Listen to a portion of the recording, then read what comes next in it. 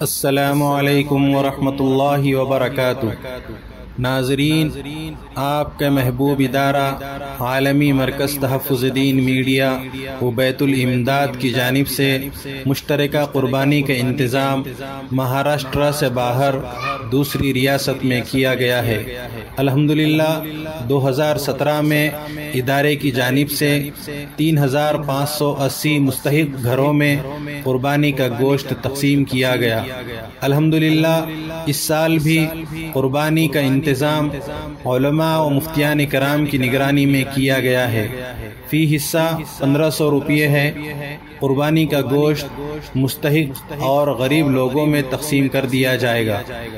جو احباب اپنی جانب سے یا اپنے اہل خانہ کی جانب سے یا اپنے مرحومین کی جانب سے قربانی ادا کرنے کے خواہش مند ہیں، وہ براہ کرم ان نمبرات پر رابطہ کریں۔